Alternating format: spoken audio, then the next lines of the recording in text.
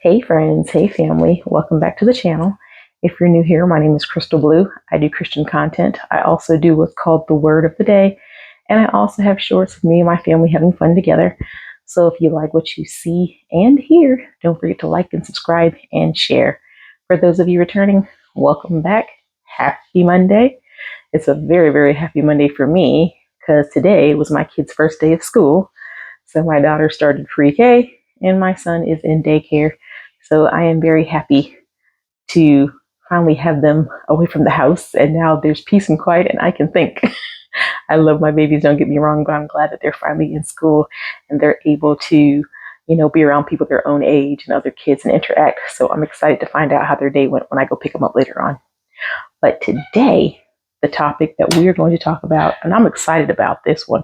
As I've said before, I'm excited about all my topics, but there are just certain ones that hit home for me. Today's title is A Sin is a Sin.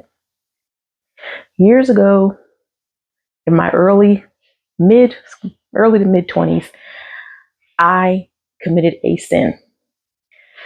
And I let that sin hold me captive for years and years and years.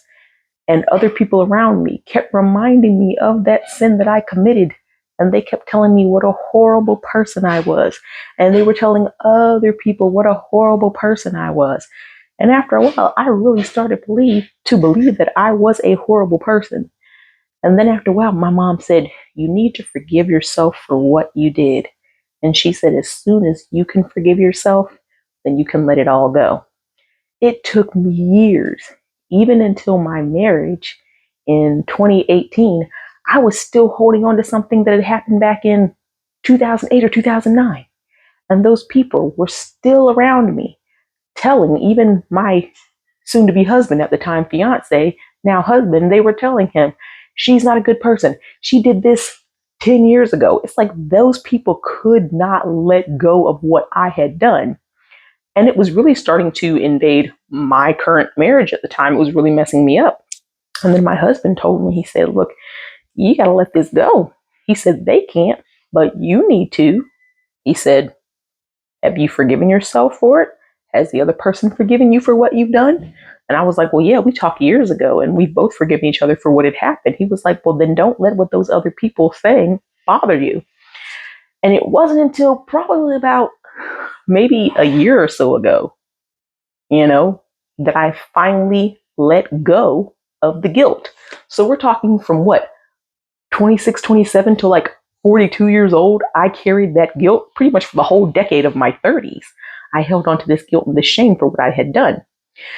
And as I came to forgive myself and let go of it and get back into the word, I started thinking those people that were saying I was a bad person and telling everybody I was a bad person, I was like, wait a minute, they're acting like they've never sinned before. And I'm thinking, oh, they're probably thinking, "Oh, well, yeah, I may have cheated on my girlfriend, but I didn't kill anybody." Don't you just love how people try to justify their sin? And I've come to tell you today, a sin is a sin is a sin. There is no sin that is worse or better or greater than the other. Lying, stealing, killing, cheating, it's all bad. One isn't better than the other and one isn't smaller than the other. A sin is a sin is a sin. It doesn't matter. And what people in life try to do is justify their sin. They're like, "Oh, yeah, I cheated on my wife with just one girl. At least I don't cheat with multiple girls like that guy does." You're still cheating. Don't try to justify your sin. And don't sit there and point your finger at somebody and say, "Ooh, you." Because guess what the old saying is? You point one finger at somebody, you got three fingers pointing right back at you. We are all guilty of sin, myself included. So don't try to sit there and get on your high horse and look down on somebody for saying that they did something when you sin too. It doesn't matter. "Oh, well, I've never done that." You still sinned. It doesn't matter what the sin is. A sin is a sin, period, point blank. And to back that up, I want to read from the book of Matthew, chapter 7, verses 3 through 5. "Why do you look at the speck of sawdust in your brother's eye and pay no attention to the plank in your own eye? How can you say to your brother, 'Let me take the speck out of your eye,' when all the time there's a plank in your own eye? You hypocrite. First take the plank out of your own eye, and then you will see clearly to remove the speck from your brother's eye. Again, don't sit there and be a hypocrite and say, you, when you've done stuff too.